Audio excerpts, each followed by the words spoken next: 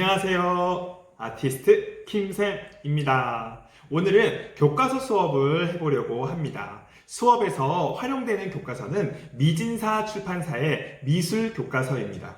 미술 교과서를 준비해 주세요. 짜잔! 언제 오프라인 수업이 진행될지 모르겠지만 학교에서 수업이 진행될 경우에 실기평가를 이어서 할 수도 있습니다. 평가는 현재까지 교육부의 계획은 필기시험으로 보는 것을 제시하고 있는 그런 상황입니다. 여러분은 교과서의 이론과 중간중간에 제시되는 활동을 작성해서 보관해두면 좋겠습니다. 교과서에 밑줄을 치거나 또 포스트잇이나 A4 용지 또는 이거는 좀 얇은 드로잉북을 준비하면 좋을 것 같아요. 그래서 여기다가 정리하는 것도 좋겠습니다. 또 그림 그릴 것도 있을 수 있으니까요. 앞선 수업에서 미술이 나에게 어떤 도움이 되었는지 알아보았습니다. 여러분에게도 각자 미술에 대해서 느끼는 감정이 모두 다 다를 것 같은데요. 교과서 수업을 시작하기 전에 함께 생각해보는 시간을 가져보도록 하겠습니다.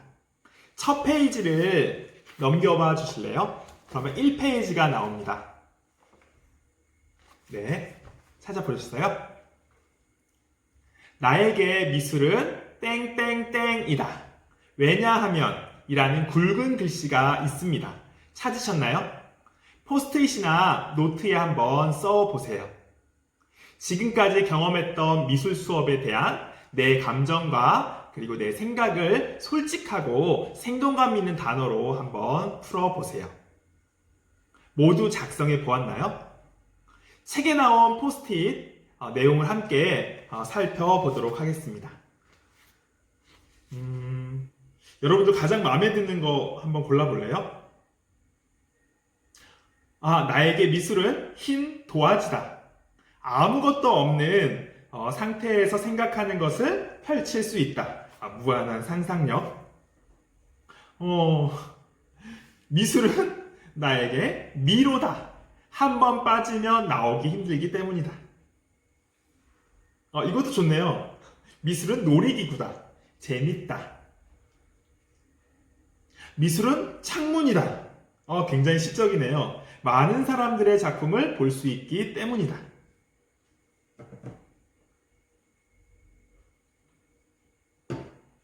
미술은 마스크팩이다. 평소에는 잘 안 하다가 가끔 하고 나면 기분이 좋아진다. 미술은 진정제다. 막 화가 나더라도 컬러링북에 색칠을 하면 마음이 편해진다. 자, 여러분들은 어떠세요? 여러분들이 쓴 거 한번 잘 정리해 보도록 하겠습니다. 여러분들과 1년 동안 미술 수업을 함께 하게 되었습니다. 각자 미술에 대한 느낌과 중요도는 다를 수 있을 것 같습니다. 지난 시간 강의에서도 말했지만 미술 시간을 통해서 자신을 표현할 수 있고 아름다움을 발견하고 또 창조할 수 있는 신미안을 기르는 것. 친구들과 협력하고 자신의 진로와 관심 분야를 융합하는 그런 수업을 해보고 싶습니다. 미술 교과서 표지를 한번 보도록 할까요?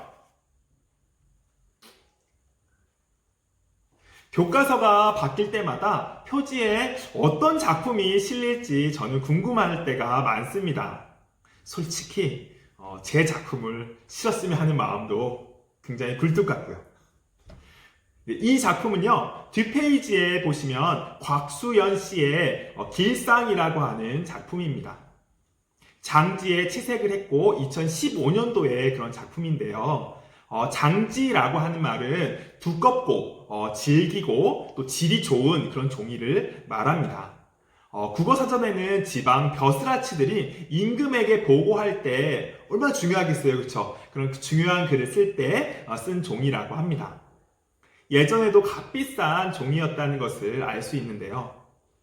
인터넷을 검색해 보니까 월간 미나에 가산천년 정원이라고 하는 초대전 기사가 있더라고요. 갤러리 전경 사진이 있었는데요. 한번 보실까요? 네, 사진에서 찾아보셨나요? 네, 약간 오른쪽 정면에 있습니다. 동물들이 인간처럼 등장하는 그런 작품인데요. 양이 음료수를 먹고 있는 모습이 매우 자연스럽습니다. 이 미나는 창작 미나라고 합니다. 책, 부채, 향로, 도자기 등을 화재로 해서 그린 그림을 바로 책가도, 문방도라고도 합니다. 높게 쌓아올린 책더미와 서재의 여러 가지 일상용품을 적절히 배치해서 정물화풍으로 그린 그림입니다. 전통 장식화와 미나에서 주로 그려집니다. 이 작품은 책가도를 작가만의 이야기로 창작한 작품이라고 볼 수 있습니다. 미나에 대한 내용은 66페이지에 관련된 내용이 있는데요. 책을 한번 펴볼까요?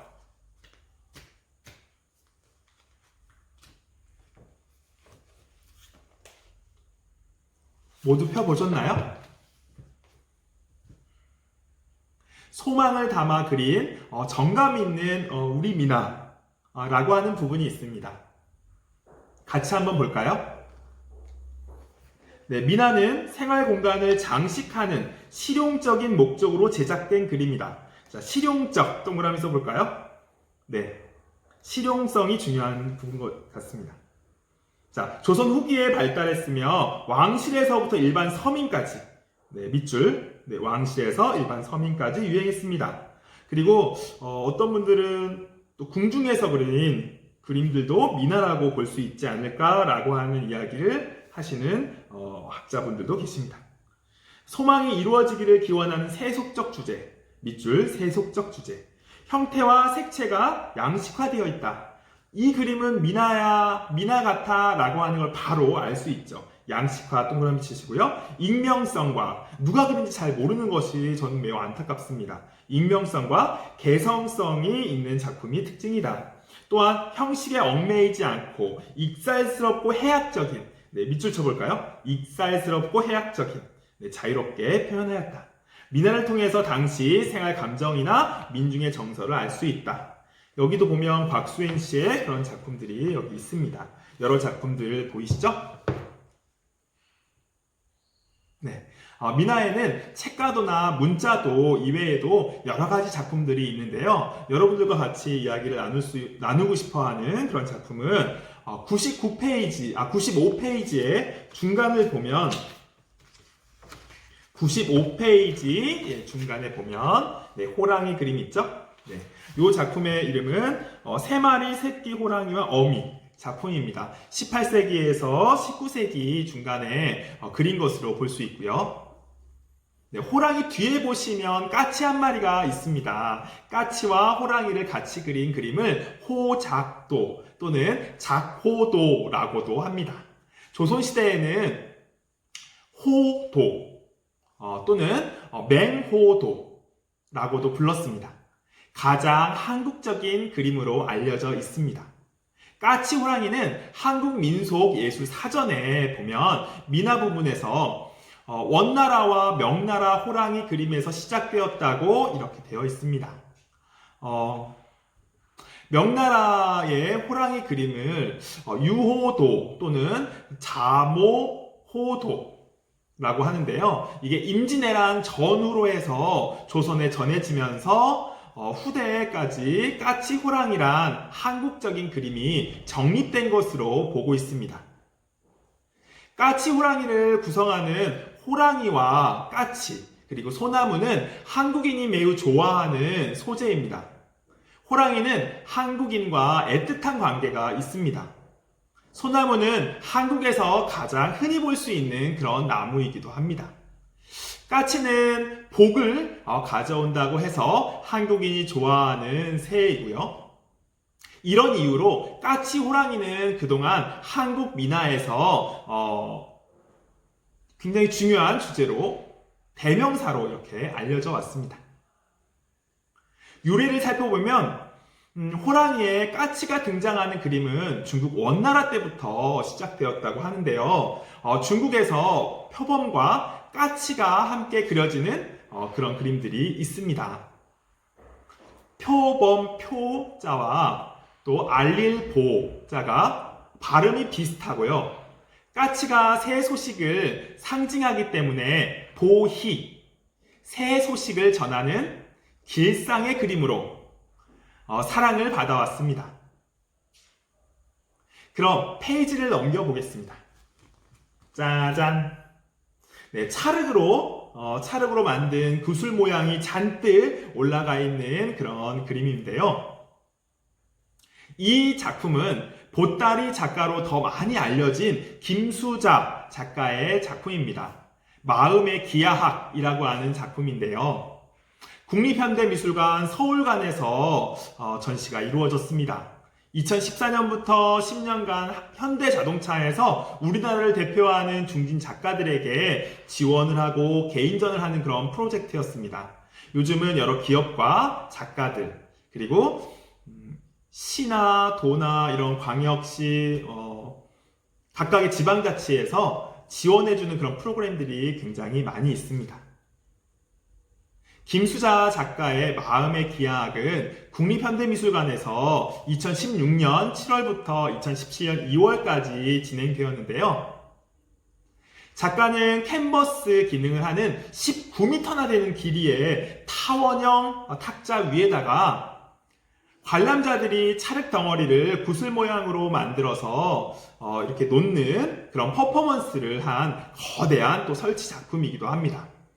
관객이 점토를 직접 만드는 행위 자체도 작품의 일부이기 때문에 시간대별로 참여할 수 있도록 했고요. 또 단순한 관람은 자유롭게 이루어질 수 있도록 했습니다.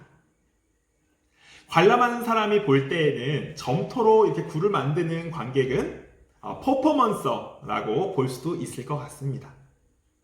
전시장에는 탁자 위에 몇 개의 점토로 전시가 시작되었습니다.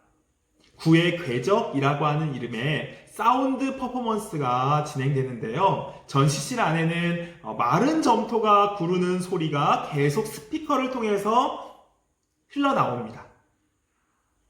참여 관객이 많아질수록 19m의 탁자는 가득 차고 색색의 점토가 시선을 빼앗는 그런 사진이 실려 있네요. 김수자 씨는 인터뷰 영상에서 이런 말을 했습니다. 지금 자료로도 올라가 있는데요.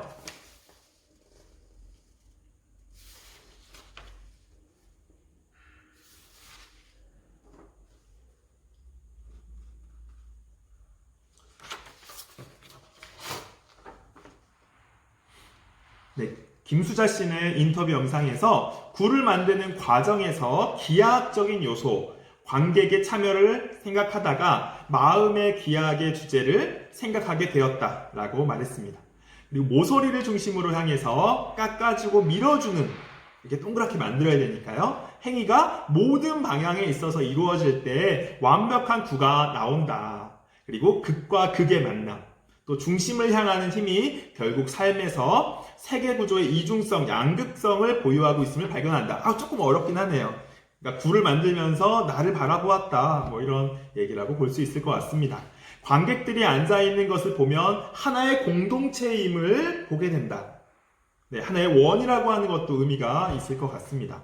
관객이 마음을 비우고 무의 상태로 전환된다. 무념무상? 이런 거라고도 볼 수 있을 것 같네요. 이런 과정을 통해서 작가와 관객은 소통을 하는 것 같습니다. 김수자 작가의 대표 작품 하면 보따리 퍼포먼스를 뺄 수 없는데요. 네, 사람에 대한 관심을 표현하고 있다고 합니다. 김수자 작가의 작품마다 지탱하고 있는 공통된 큰 줄기가 있는데요. 바로 그것이 사람입니다. 그리고 그 사람의 이야기를 풀어놓는 방법으로 그는 꿰매고 싸는 행위를 택했습니다. 보따리를 늘어놓는 그런 설치 작품, 보따리를 트럭에 가득 싣고 가는 그런 퍼포먼스로 처음 유명해졌는데요. 해외에서 김수자 작가를 보따리 작가라고 부르기도 합니다. 김수자 작가 덕분에 서양 미술계에는 보따리라고 하는 말이 알려졌을 정도입니다.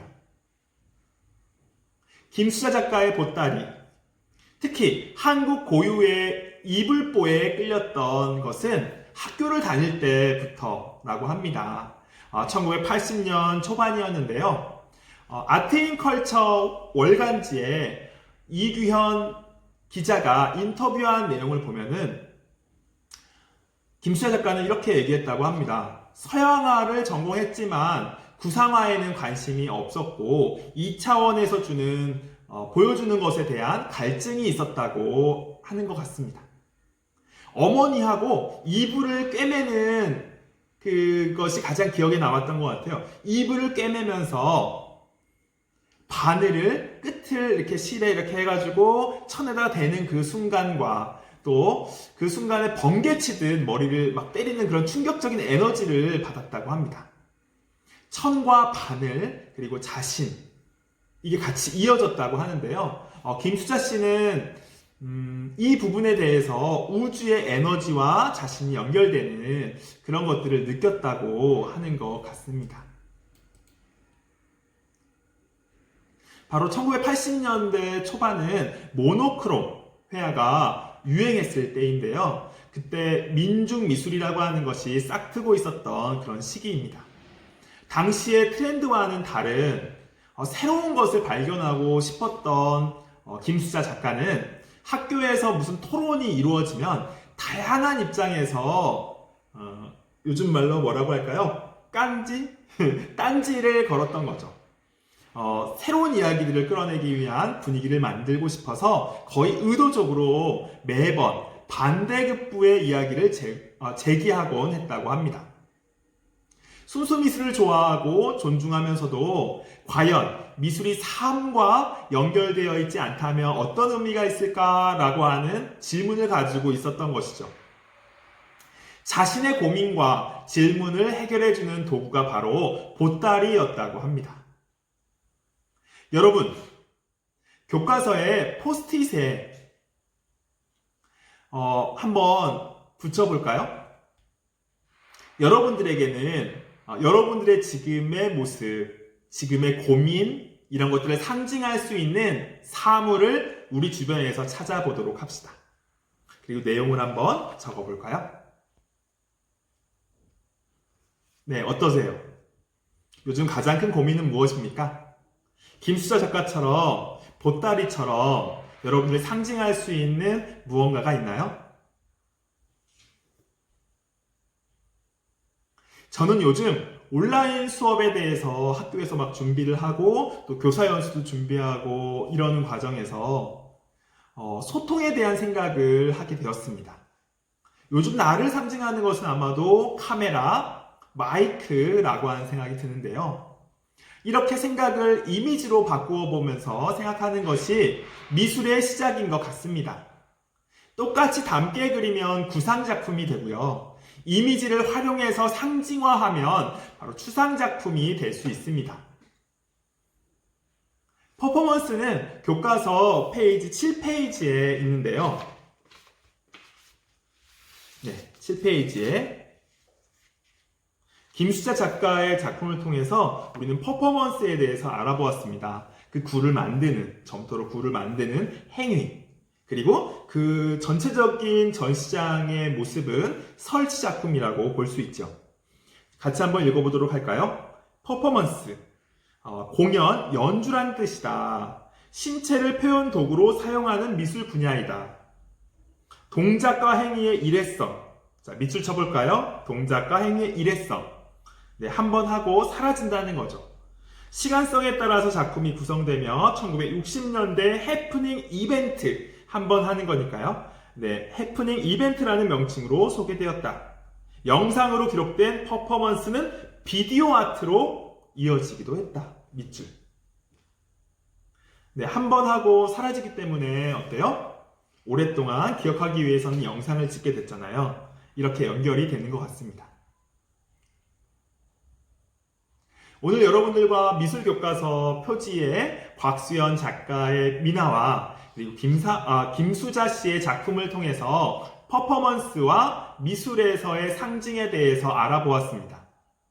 미술 교과서를 처음 열면서 창작이긴 하지만 미나를 언급할 수 있었다는 점, 해외 작품이 아니라 우리나라의 작가의 작품을 통해서 우리 미술을 함께 나누었다는 점, 한국의 유망 작가의 작품을 나눌 수 있다는 것이 매우 좋았습니다.